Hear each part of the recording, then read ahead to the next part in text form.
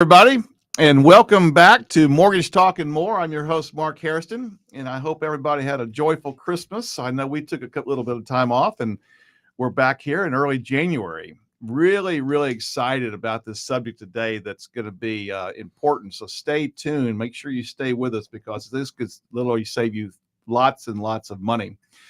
So my guests today are Margie Bershi. I knew I was going to blow it. Yeah. It sounds like Smith, and then Craig Hancock, and we're going to get into a little more detail here about your background. But before I get started, I want to say that as a mortgage broker for 37 years, as a small business owner, one thing I've really understood over the years is our job is to identify pain points in people's lives and help solve them. Okay. Mm-hmm. And we are going to talk about a pain point in people's lives, including my own, that Craig and Margie are going to talk about solving for us today and how they can save us some money. So before talk about a little bit about your background, Craig. We've met. We've never met. I saw you on a webinar about 9 months ago, and I said, this guy really understands what he's talking about, and I need to talk to him more personally. And I thought maybe everybody else would like to hear your story too, or what you do. Yeah, well, Mark, I appreciate you having Margie and I here. And sure. So I kind of fell into the property tax industry about 4 years ago. My background's more in data and technology, and I started in that endeavor back in the Air Force. Okay. Doing the GPS satellite system, which is one of the world's largest data systems that trades time and location all over the world. All over the world. Yep. So. That was in the military? That was in the military, yeah. I did about 5 years in the Air Force, mostly in California, some in Colorado. Okay. Yeah. So your company is what? So our company's Home Tax Shield, and we founded the company in 2020 after we saw how many homeowners in the state of Texas were not accessing professional property tax services. Mm-hmm. And it's one of the largest unserved markets I've ever uncovered. Mm-hmm. And there's a whole slew of reasons why it's unserved and kind of uncovered at this point. But I, as a homeowner, I firmly believe that everybody should have access to a true professional that can help them with this very complex topic that comes around every single year. Yeah.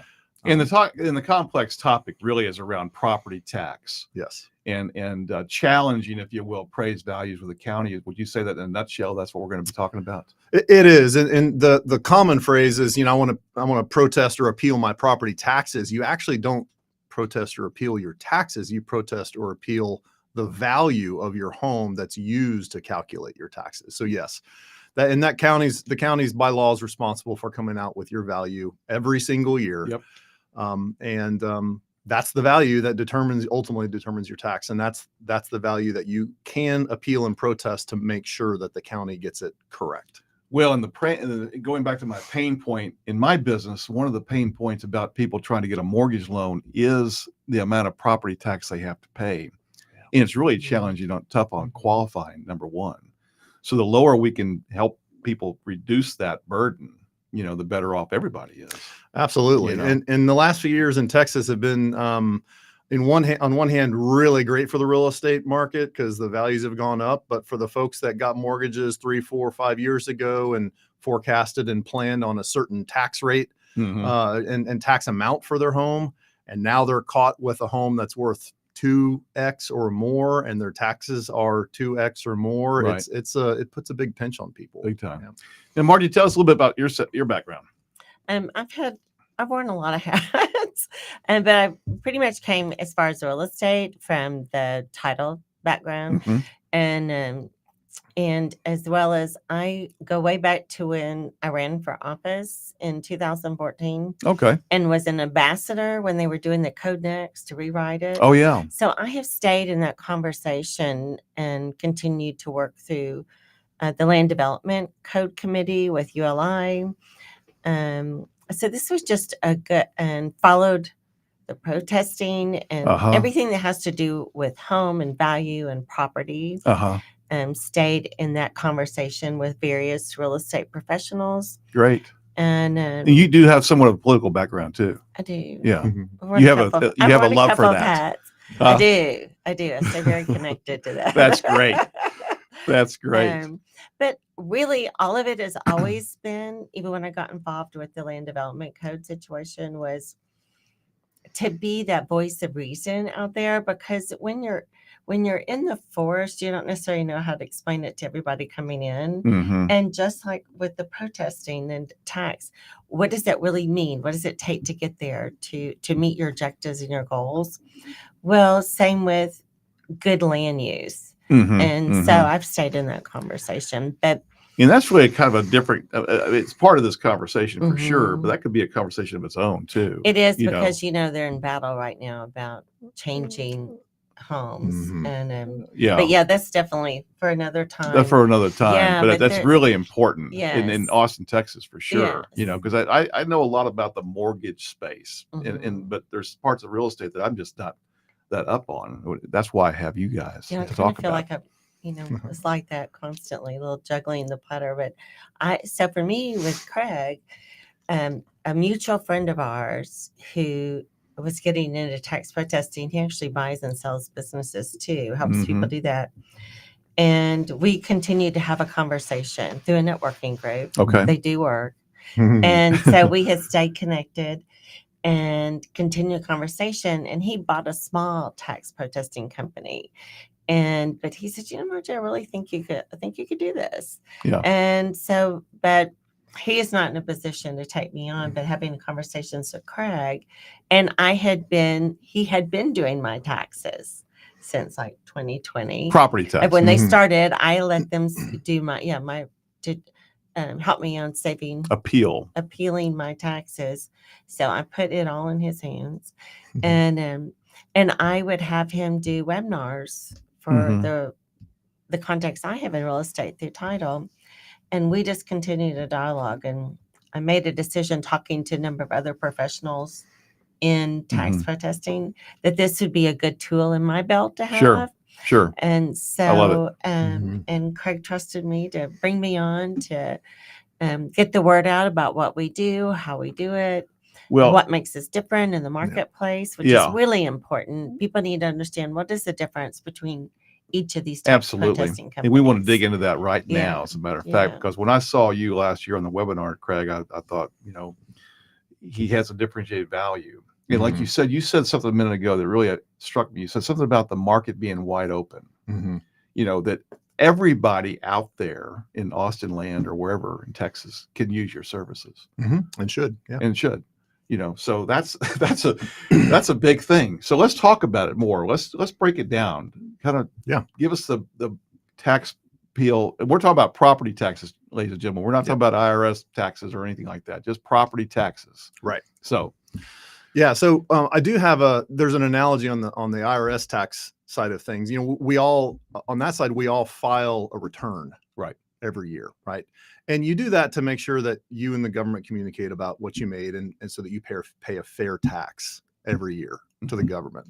Not filing a protest or an appeal on your home value is kind of like not filing a return with the IRS and letting the government guess at what you made and tell you what we're going to tax you That's on. a great analogy, man. So yeah, but it is obviously very different than the IRS. But that's how we see the appeal and the protest process. It's your right and ultimately responsibility from a financial standpoint to make sure that the government is taxing you fairly. And homeowners, thankfully in Texas, homeowners have a voice in that system. No taxation without representation, like our country was built on. Right. And that's the protest process. But like we were talking about before, it really all starts with the value. And one of the confusing parts of the system is the fact that there's actually 3 governmental entities involved in property taxes. There's the appraisal district, which appraises the appraisal value for your home. For the county? For the county. Okay. They're all county entities. Got it. County appraisal district determines your value. The county tax assessor assesses your value and sends you your tax bill. Okay. That's a whole separate office. Okay. And then there's the county recorder that records your deed to record who legally owns the home. So there's really kind of three different entities. Got it. So, but collectively, everybody kind of refers to them as the county. Yeah. That's what we call it. Yeah, that's right. So, but going back to that value, one of the interesting things that that I found about like really diving into this and where a lot of the confusion lies in property taxes is when you look at your home's value, a lot of people think, well, Zillow says this, or realtor.com says that, or my realtor says this. Well, there's actually 10 different values for your home that are all different. 10, all different. I didn't know that. And all correct. So it's a really, wherever seat you're sitting in. It depends on what the use of the value is for. Got it. Right. And so buyers have their own value, sellers have their own value. That's for sure. The market transactions happen. That's when buyers and sellers meet. Right. You have insurance value, you have cost replacement value, and then when you get into the tax world, you have about 4 values that are all related to property taxes. And so the fact that there's lots of values involved in your home, when everybody thinks of, I have one value for my home, what is it? Right. It's not really true. So when we talk about property tax values, how the county arrives at that and how we will protest or appeal that value is very different than all the other values in the list. Interesting. It's kind of like interest rates. People say, "What's your rate today?" Well, rates are lots of things. It depends. It depends. That's a great need answer. hats that go, Yeah, it depends. It depends. So what we're seeing a lot of right now, at least in my world, is that people are contracting on properties less than the county's assessing them for from last year. Yes. So you're going to be very busy this spring, I promise. Yes. So tell us, let's say I came to you with my property and say, "Hey, Craig, I want you to look at these deals. What do you do? Tell us about how it works and the value you bring to the table." Yeah. So that fact that you said that transactions are happening now that are oftentimes below where the county had them at last year is another very confusing aspect of this business. And it's simply stated in that the county appraisal process for property taxes will fall behind the actual real estate market by anywhere between 9 and 18 months. Okay. Always behind. I know there's a lag. I wasn't There's sure how long. always a lag. Yeah. Whether the market's going up and the county's trying to catch up to the Right, market, right. there's a lag. And when the market goes down or slows like it has now, there's a lag. Yeah. So they keep going up, it seems like, on values. And Yeah. values are going in. Yeah. In most places. Yeah. They're still up. But we're still seeing some on prices on average. contracts a little lower when we look at the tax assessment, Right. Yeah. So So- they're not, and maybe they go up 3.4% versus 35%. Yeah. But they're still going up. Well, Sure. and even if they go down, so even if the big question for this coming April is, do the counties recognize that the values are either flat or down and then give you a flat or down value? Mhm. And even if they do, based on the data, then the question is, did they go down enough? And so, we often have to answer the question, why do I bother protesting? I think I got a fair value. It looks fair to me. Well, you don't really know until you actually try to go protest it and either succeed or fail. Right. And so I wouldn't recommend going by myself to do that. Personally. Have you before? No, I never have. Yeah. But I've heard enough stories around that I'm not going to do that. I'm going to hire you. Yeah. As a matter of Well, fact. And that kind of talks about the myths Yeah. around doing that, but why you need to hire us too. Yeah. And The point is, I guess, before we get further into this, is that anybody could protest their own taxes or appeal their property value, Right. I guess. But Right. unless you know what you're talking about, you're probably not going to win. That's my Right. guess. it just depends. I mean, yeah, I guess you could if you're Mhm. very proficient or whatever. Before we go on, it's really critical and people to understand that we don't have extensions in the protesting world. What does If that you mean? don't file it by May 15th, Okay. Yeah. you are sunk till the following year, where a lot of people don't pay attention and they want to slam us like by In June or something. or somewhere like, can you help me? Can you help me? Or they file on their own, but they're not getting anywhere. And then suddenly they want too us late. to jump in. It's Yeah. too late. We can do nothing. They either do it, we do it, or nothing gets May done. 15th. May And that's why I 15th. wanted to have you in January. Yeah. So let people know this is important. and there's deadlines. There's a lot of money on the table here. Right. And it you has know? nothing to do with the taxes they're paying right now. Taxes are due by January 31st. Yeah. But the appeal process has to do with what's going to be valued and what they will get at the end of this year. At the end for of their value. 2024. It's right? already done for what they're paying this year. That's right. If they didn't protest, they need to pay that amount. Yeah. And And you also help people with exemptions, understanding how that works, like homestead and We do, disability. especially just from an education standpoint. Yeah. So the only two ways that you can keep your property taxes low and or reduce them are through exemptions and then protesting. There's technically a third way that nobody likes to talk about, which is you can move to a cheaper house or a state that doesn't have property taxes. You technically can do that too. But in terms of where you're at, like it's simply, get your exemptions filed if you qualify for any of them. And there's a lot of good ones. And then make sure you protest every year. Yeah. So let's get back to the protest methodology or strategy. Yeah. You're an analytics guy, obviously. Absolutely. So you like numbers and you like models of study and whatnot. So share us with, kind of what you guys do on a day-to-day basis, Sure. And how it works. Yeah. Well, I do. I love data. This is that's what got me into this business. It is one of the most interesting and large and complex data problems and challenges from a real estate industry standpoint in Texas. I find it fascinating. And then in order to understand how to approach the protest or appeal process, you really need to dissect how the county's appraisal process functions first. Are they changed from county to county?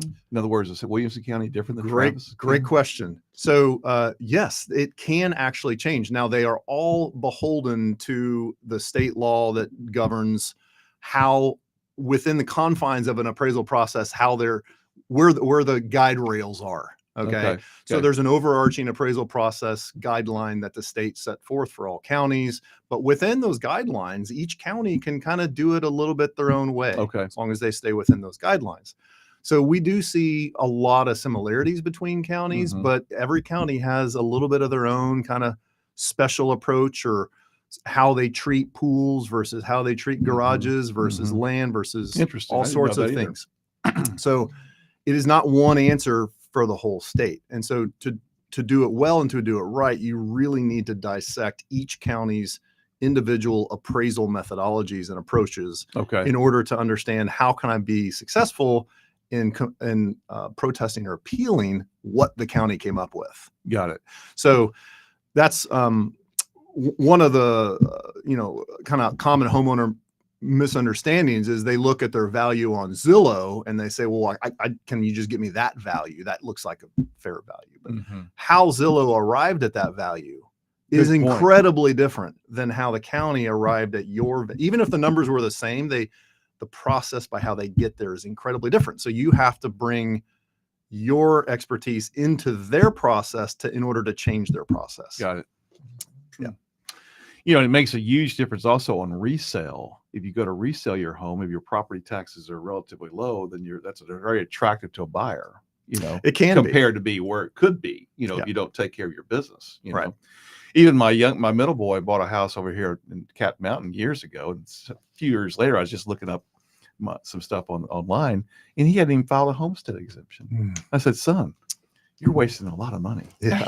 So he did that.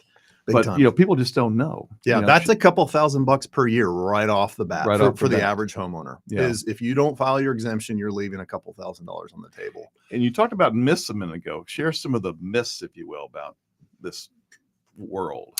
Yeah, so that's actually one of the interesting ones. A lot of people that do file the homestead exemption, which is great, feel like, well, I'm protected by the exemption, so I don't need to protest, or I can't save any more money by protesting. And the interesting thing is when you look at the calculation of your taxes, your property, we have a great infographic on this that we just created.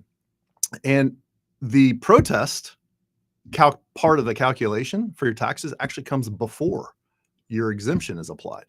So that means that you can take you can get benefit from your protest and then also apply your exemption, your homestead exemption. So a lot of people incorrectly think, well, I've got a homestead exemption, I don't need to bother. Yeah. And it is helping them save a lot of money. It is, because there's maximums the county can move your property value up if you have a homestead. Is that correct? It's 10%. 10%. Yeah, per year. Has there been, and we talked earlier before the show about maybe some legislation around other forthcoming tax benefits from the state. Mm-hmm. Can you share some of that too? Oh, can I catch you real quick? Yeah. Yes, there is a cap. The value doesn't necessarily have to change, even though there's a cap. That's just a cap of what they're going to charge you tax wise. So Right. that's all the more important to protest, so that you tap down your value to meet what you're paying. Yeah. So if property is That's not valued an at $500,000, automatic. they can move it to 550 the next year, Right. even though your property may have come down a little Absolutely. bit. Yeah. You know, and that's, like I say, So this sorry, I spring wanted to catch you that guys are real going to be quick. busy. We're going to Yeah. promote this deal. All my Yeah. clients for sure. Well, that was one of the big legislative changes that that the state passed this past year, and the homestead. So there's a cap on the homestead. That's one piece on of value on the homestead. Then there's the actual exemption, which is the amount of value that you're exempt from paying. Okay. That exemption used to be $40,000. It used to be $25,000. Okay. And 2 legislative sessions ago, they raised it to 40, and then this one they raised it to 100. And that's in 2024, 2020. It actually applied in 2023. 2023. Okay. So Got people it. that had the homestead exemption in place in 2023 are paying, are getting that $100,000 credit effectively Yeah. on their taxes. Which, if your tax rate's around 2%, then that's $2,000. Yeah. So That's a good point. Is that across the board on all taxing entities, school district and county? Another good question. That every county taxing entity is allowed to, by the schools by law have to accept the homestead exemption. Okay. The other taxing entities can if they want, and they can also kind of change how much they give you. So, but the big one is the school Sure. in your county has to give you that credit, and it's a big, so it adds up a lot. Yeah. Yeah. And so in October, I'll be 65. Congratulations. Yeah, I get Medicare and I get to freeze my school taxes. Is that right? You get to freeze your school taxes, and that's another misconception or myth, is that, you know, once I have the over 65 exemption, I don't need to protest anymore because my taxes are frozen. Right. That's a myth. partially true. The school taxes are frozen, and the school taxes are oftentimes half of your overall tax bill. Probably. So your school taxes are frozen, but all the other taxes are not frozen. Mm-hmm. So all the other taxes can still go up with. And your what house. are those typically? County, city? County, fire, road, sometimes Mud. water, muds. Yeah. Yeah. Yeah. And what's so interesting is how the tax rates change from the area to area too, around Austin. Yeah. Mhm. You know, we've been in some places of 1.9 and some places at 3.3. Yeah. I remember when I first moved back to Texas. I grew up in Katy, Texas, outside of Houston. But when I first moved back to Texas, we landed in Lakeway. I live in Lakeway. In a particular area of Lakeway, that the tax rate was 1.83%. Yeah. Which was fantastic. It's crazy. Versus some other areas, even around Lakeway or around Austin, we're up at 2.4%. Yeah. Yeah. And a lot of people don't think about that when they're buying a house. They just say, oh, I like this pretty house. You know, well, what are the taxes on it? Right. You know, I have a home in Lost Creek that when we bought it was not in the city of Austin, Mm-hmm. you know, and it was 1.9. Now they annexed us into the city. Now it's 2.3 or something. Right. So they really hammered us on. Well, and property all those taxes. taxing entities are, you know, come up with their budget for the year to provide the services to the Sure. county, and that's how that rate is determined, and then it's all rolled up. And so a lot of times when the rates want to get raised higher than a certain threshold, they have to go to the voters. So that is another irregular time when you can keep your taxes low by voting against things. Right. If you don't like the services or want to keep But your we lost taxes low. that.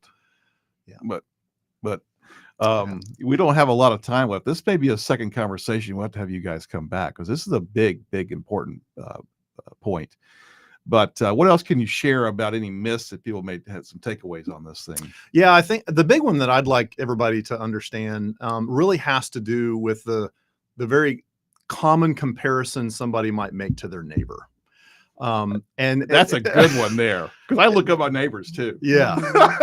I'm guilty of that. And it makes perfect sense why you would do that. You know, my neighbor's house is a lot like mine, but they are taxed lower. Why? Well, why am I not taxed like that? Right. And you only get the real answer to that question after you dive into how the county's appraisal process actually functions. And you also have to remember that every homeowner has a different collection of exemptions that they qualify for. So there's so many differences between two homes that are seemingly alike, Right. both in the appraisal process and in the exemption setup, that it's technically not easy or even fair to compare your home to your neighbor's home. It's not. And that's what frustrates a lot of people about this business, because they, visually see differences in the numbers and they're like, why is this? And it's maddening. So, well, before we sign off today, let us make sure we understand how to get a hold of you guys. Your name, your phone number, your email, however you want us to respond to this, to contact you. We're very data driven and tech enabled. And that's how we're able to serve tens of thousands of homeowners across Texas. All over Texas? All over Texas. And hometaxshield.com is the place where you can go find your home on our website. It's all county data, so it's all public. Find your home, sign up, create an account, just takes a couple of minutes. Okay. And in doing that, you have then hired a local professional in your county to handle your case for 2024. Okay, fantastic. And you got any it's closing very thoughts there, Marty? reasonable. For people, you sign up and if you sign up online, it's $30. If you're working with a partner relationship, you can get it 50% off. Per property. Yes, for the first year. We also have one of the lowest, if not the lowest rate when we have tax success, savings success, which is 30%. A lot of them out there are 40, 45, 50% that you pay them if they get it. So that's another bonus. We can do all property types. Commercial too? Yes, we have some, what do you call it? Help. Well, we've got to wrap it up today, but I've really, really enjoyed this conversation today. I've learned quite a bit myself, and I'm going to do some business. You're going to get all three of my properties here. I'm going to sign up on the website and get this thing going. So thanks again, guys, and we'll have you back soon. Thank you, Mark. Pleasure to be with you. Thanks, Mark.